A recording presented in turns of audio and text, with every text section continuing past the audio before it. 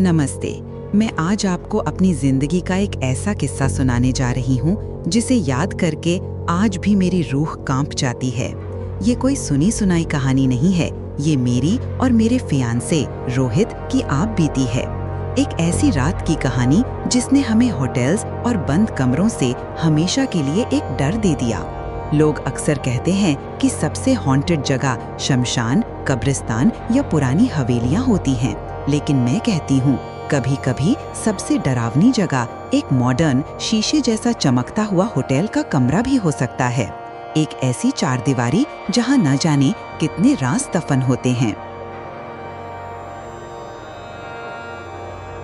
हमारी कहानी शुरू होती है पिछले साल मई में। हमारा 5 साल का रिलेशनशिप था और हाल ही में रोका हुआ था।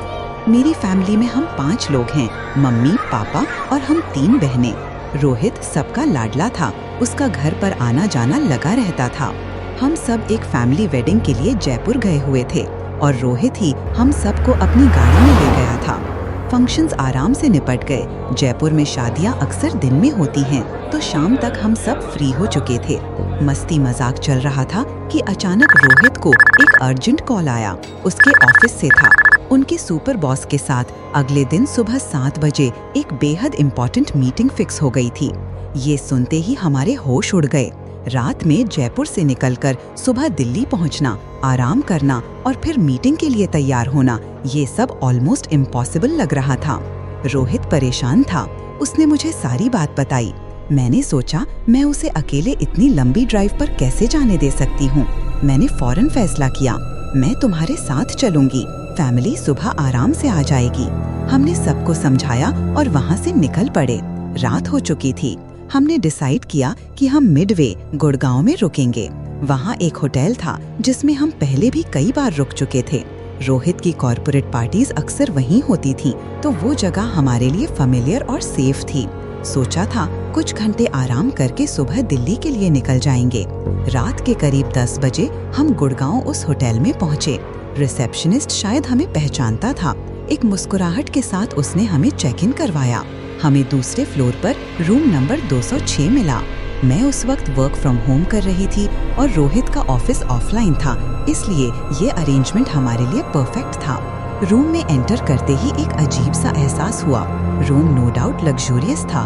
बड़ा सा बेड, सामने एक बड़ी सी LED, साइड में मिनी फ्रिज, सब कुछ था। गुड़गांव जैसी जगह पर उसका रेंट भी अजीब तरह से कम था, शायद कंपटीशन की वजह से। लेकिन मुझे कमरे में एक अजीब सी घुटन महसूस हो रही थी, एक पैक्ड फीलिंग जैसे हवा भी ठहरी हुई हो। रूम में एक बालकनी थी, पर वो नाम की थी। उसका दरवाजा लॉक था और पर्दे डाले हुए थे। बाहर आने जाने का कोई रास्ता नहीं था, बस एक कांच की दीवार थी जिसके पार शहर की लाइट्स टिमटिमा रही थी। हम दोनों ही बहुत थके हुए थे। हमने रूम सर्विस से कुछ स्नैक्स और ड्रिंक्स मंगवाए। थोड़ी देर सामने लगी LED पर गाने सुनते रहे। एक मूवी लगाई, पर ध्यान कहीं और ही था। थकान हम पर हावी हो रही थी। करीब 12 बजे हमने सोने का डिसाइड किया। रोहित को लेटते ही नींद आ गई। ड्राइव करके वो पूरी तरह से एग्जॉस्ट हो चुका था, पर मेरी आंखों से नींद कोसों दूर थी। मुझे इतनी जल्दी नींद आती भी नहीं है। मैं बिस्तर पर लेटी लेटी अपने फोन में गेम खेलने लगी। पता ही नहीं चला गेम खेलते खेलते कब 1-1.5 घंटा गुजर गया। मैं गेम में इतनी खोई हुई थी कि मैंने रोहित की तरफ ध्यान ही नहीं दिया। वो गहरी नींद में था। फोन की बैटरी भी लगभग खत्म हो चुकी थी। मैंने फोन साइड में तकिए के पास रखा और आंखें बंद करके सीधा लेट गई। मैं छत को घूर रही थी। फैन, साइड में रखा फ्रिज, सामने LED, सब कुछ नॉर्मल था। फिर भी मन में एक बेचैनी थी। जैसे ही मेरी आंख हल्की सी लगी, मुझे एहसास हुआ कि कमरे में कोई चल रहा है। 1-2 लोगों के कदमों की आवाज नहीं थी। ऐसा लग रहा था जैसे 5-6 लोग हैं जो हमारे कमरे में आहिस्ता आहिस्ता तह रहे हैं। मेरा दिल जोर से धड़कने लगा। मैंने सोचा ये सिर्फ मेरी थकान का वहम है। रोहित को डिस्टर्ब करना ठीक नहीं समझा। मैंने खुद को कन्विंस करने की कोशिश की। अंजलि, सो जा, कुछ नहीं है। मैंने करवट ली रोहित के ऑपोजिट डायरेक्शन में। अब मेरा चेहरा बालकनी की तरफ था जहां पर्दे पड़े हुए थे। रोहित मेरी पीठ की तरफ था। तभी अचानक एक ऐसी घटना हुई जिसने मेरी रूह को अंदर तक हिला दिया। सामने जो मिनी फ्रिज रखा था उसके फ्रीजर वाले हिस्से से खट खट की आवाज आने लगी। पहले मुझे लगा शायद आइस मशीन की आवाज होगी, लेकिन फिर उस फ्रीजर के अंदर से एक लड़की की चीखने की आवाज आने लगी। एक ऐसी आवाज जो आत्मा को चीर दे। वो चिल्ला रही थी, मुझे निकालो बाहर, प्लीज मुझे यहाँ से निकालो, मैं बाहर आना चाहती हूँ। उस पल मैं बुरी तरह से डर गई। मेरी बॉडी ने काम करना बंद कर दिया। मैं हिल नहीं पा रही थी, बोल नहीं पा रही थी। ये आम भाषा में जिसे स्लीप पैरालिसिस कहते हैं, मैं उसमें फंस चुकी थी। मैंने इधर उधर नजर घुमाने की कोशिश की। मेरी आंखें फटी की फटी रह गईं। हमारे कमरे में अब अंधेरे में अजीबोगरीब परछाइयां घूम रही थीं, एंटिटीज, रूहानी शक्तियां। मैं रोहित को उठाने की पूरी कोशिश कर रही थी, पर मेरा जिस्म पत्थर का हो चुका था। तभी मेरी नजर बिस्तर के पीछे पड़ी। एक औरत खड़ी थी। वो नॉर्मल नहीं थी, कम से कम 7 फीट लंबी, उसके बाल पूरे खुले हुए और उसकी आंखें जैसे बाहर निकल आई हों। वो बस खड़ी मुझे घूर रही थी।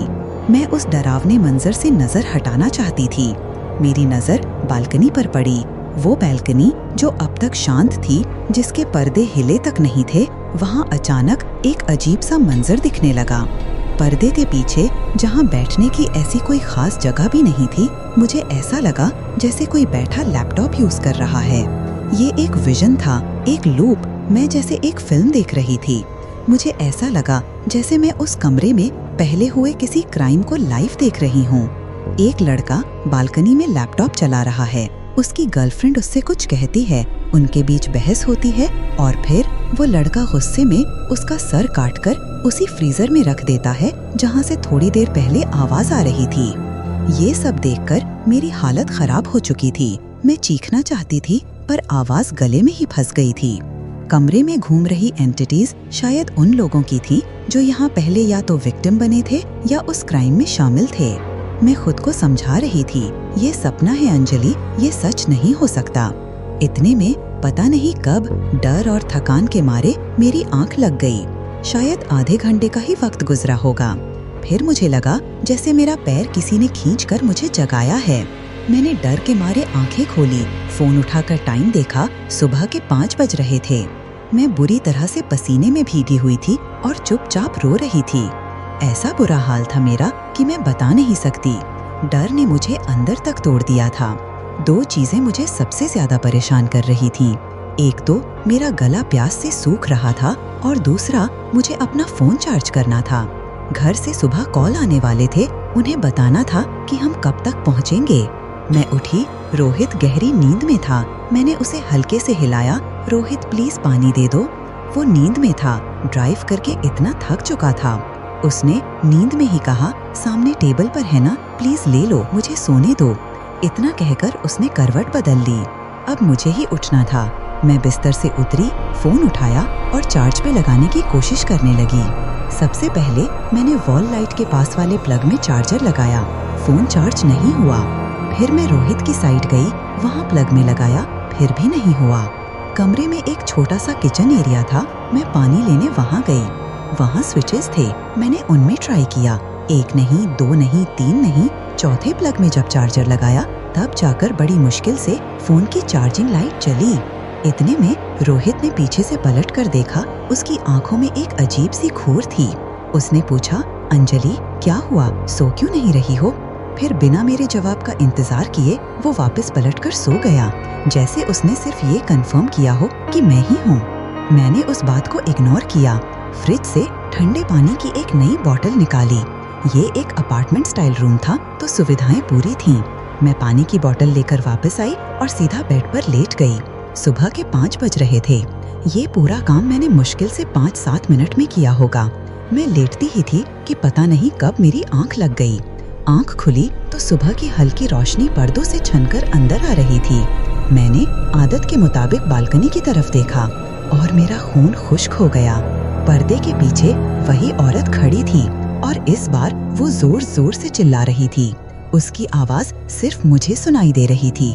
वो कह रही थी, निकलो यहाँ से, अभी के अभी, तुम यहाँ क्यों आए हो? मैं ये लिख रही हूँ तो भी मेरे रोंगटे खड़े हो रहे हैं। ऐसा लग रहा था जैसे वो लड़की या तो इंसाफ मांग रही थी या हमें आने वाले किसी खतरे से आगाह कर रही थी। मैंने डर के मारे एकदम से अपनी नजर फेरा ली। जब दोबारा हिम्मत करके देखा, वो फिर से वहीं खड़ी चिल्ला रही थी, तुम्हें समझ नहीं आता? जाओ यहाँ से, तुम लोग जा क्यों नहीं रहे हो? मैं फिर से उस स्लीप पैरालिसिस की गिरफ्त में थी। मैं अपने मन में हनुमान चालीसा बोलने की कोशिश कर रही थी, जय श्री राम बोलने की कोशिश कर रही थी, पर मेरी आवाज, मेरी सोच सब दब चुकी थी। मैं सब कुछ भूल चुकी थी। फ्रीजर से लगातार वो आवाज आ रही थी, मुझे निकालो यहाँ से, मुझे निकालो। आप इमेजिन कर सकते हैं, एक बंद कमरा जहां आप फंस चुके हो और आपके आगे पीछे हर तरफ सिर्फ अनदेखी शक्तियां घूम रही हैं। मैं खुद को संभाल पाती उससे पहले ही मैंने देखा वो 7-8 फीट वाली जो एंटिटी मेरे बेड के पीछे खड़ी थी, वो आगे आई। उसने अपना हाथ बढ़ाया और मेरी थाई पर इतनी जोर से अपने नाखून गड़ा दिए जैसे पूरा नाखून अंदर उतार दिया हो। दर्द की एक ऐसी लहर मेरे जिस्म में दौड़ी जिसे मैं बर्दाश्त नहीं कर सकती थी।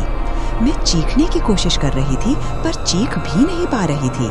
मेरा एक हाथ रोहित के ऊपर था पर मैं उसे हिला तक नहीं पा रही थी। जैसे ही मेरी आंख ठीक से खुली, मैं जाग चुकी थी। मैं होश में थी। मैं बुरी तरह से रो रही थी। मेरी आंखों से आंसू बहते जा रहे थे, पसीने से लथपथ। मैंने फौरन उठकर रोहित को झंझोड़ दिया, रोहित उठो, चले यहाँ से। रोहित हड़बड़ा कर उठा, क्या हुआ, क्या टाइम हुआ है? उसने टाइम देखा, सुबह के 6 बजे थे। वो बोला, यार अभी तो टाइम है, थोड़ा और सो जाते हैं। मैंने जिद की, नहीं तुम्हें ऑफिस जाना है, तैयार होते होते 7:30-8 बज जाएंगे, चलो यहाँ से। रोहित को अचानक याद आया, तुम तो कह रही थी तुम आराम से उठोगी, मैं जल्दी चला जाऊंगा, तुम तो रुकने वाली थी यहाँ पर। मैंने बहाना बनाया, नहीं मुझे भी घर के काम देखने हैं, मेरा भी ऑफिस है, प्लीज चलो। उस वक्त रोहित ने मेरे चेहरे को अजीब तरह से ऑब्जर्व किया। उसने शायद समझ लिया था कि मेरे चेहरे पर 12 बजे हुए हैं, कि मेरे साथ कुछ बहुत ज्यादा बुरा हुआ है। फिर भी अभी ये सब खत्म नहीं हुआ था। हम दोनों उठे, फटाफट फ्रेश हुए, नहाए। 7 बजे तक हमने अपना सारा सामान पैक किया और वहां से निकलने के लिए तैयार हो गए। अब इस चीज को ध्यान से सुनिएगा। मैं रूम से बाहर निकली, कॉरिडोर पूरा खाली था। कॉरिडोर से लेफ्ट मुड़ने पर लिफ्ट आती थी। हम दूसरे फ्लोर से लिफ्ट लेकर ग्राउंड फ्लोर पर पहुंचे। वहां कोई नहीं था। पूरा होटल सुबह के 7 बजे बिल्कुल वीरान पड़ा था। रिसेप्शन पर कोई नहीं था। हमने बेल बजाई, कोई नहीं आया। हमारे पास जो नंबर था हमने उस पर कॉल किया, किसी ने नहीं उठाया। हम दोनों एक दूसरे को देख रहे थे। अजीब और डरावना था। हमने रूम की कार्ड को रिसेप्शन के काउंटर पर रखा और बिना किसी को बताए वहां से निकल गए। हम बस वहां से भागना चाहते थे। गाड़ी में बैठते ही मैंने एक गहरी सांस ली। मैं इतनी डरी हुई थी कि होटल से जो पानी की बोतल लाई थी उसे भी मैंने रास्ते में फेंक दिया। पूरे रास्ते रोहित मुझसे पूछता रहा, अंजलि हुआ क्या है, प्लीज मुझे बताओ, तुम इतनी डरी हुई क्यों हो? मैंने कुछ नहीं बताया। बस होटल से निकलने से ठीक पहले जब उसने मेरी हालत देखी थी, मैंने सिर्फ इतना कहा था, रोहित मुझे रात को कोई दिखा था। उस वक्त रोहित का रिएक्शन अजीब था। उसने भी टेंशन में बस इतना कहा, चलो जल्दी निकलो यहाँ से। ऐसा लगा जैसे उसने भी कुछ महसूस किया था, पर थकान में शायद समझ नहीं पाया। रोहित ने मुझे मेरे घर ड्रॉप किया और वहाँ से अपने घर निकल गया। फिर वो अपने काम पर चला गया और मैंने घर से वर्क फ्रॉम होम संभाला। घर वाले भी शाम तक वापस आ गए, लेकिन मेरी हालत बहुत खराब हो चुकी थी। मुझे घर में भी वही नेगेटिविटी महसूस होने लगी थी। उस रात मैं एक पल के लिए भी सो नहीं पाई। जब भी आंख बंद करती, मुझे लगता मैं उसी होटल के कमरे में पहुंच गई हूँ। उसी रात बड़ी मुश्किल से मुझे 15-20 मिनट के लिए नींद आई और उस नींद में मैंने एक सपना देखा जो शायद सपना नहीं था। मैंने देखा कि मैं उस होटल में वापस पहुंच गई हूँ। पूरे होटल में मैं अकेली हूँ। मैं रूम नंबर 206 के बाहर खड़ी हूँ और दरवाजे के बाहर वही लड़की खड़ी है जो पर्दे के पीछे से चिल्ला रही थी। इस बार वो शांत थी, बस मुझे देख रही थी। फिर मैंने लिफ्ट की तरफ देखा। लिफ्ट के पास से इतनी ज्यादा तेज रोशनी आ रही थी, एक ऐसी ब्राइट व्हाइट लाइट जो आंखों को चुंधिया दे। मैं उस रोशनी के पास जा रही थी, पर मैंने लिफ्ट नहीं ली। जैसे ही मैं वहां से मुड़ी, मेरी आंख खुल गई। मुझे लगा जैसे कोई अच्छी शक्ति, शायद उस लड़की की ही आत्मा, मुझे वहां से बाहर निकालने में मदद कर रही थी। वो मुझे चेतावनी दे रही थी कि वहाँ कुछ गलत ना हो जाए।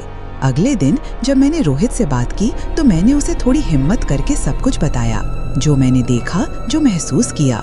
जब मैंने उसे 5 बजे उठने वाली बात बताई, तब उसने जो कहा उसे सुनकर मेरे पैरों तले जमीन खिसक गई।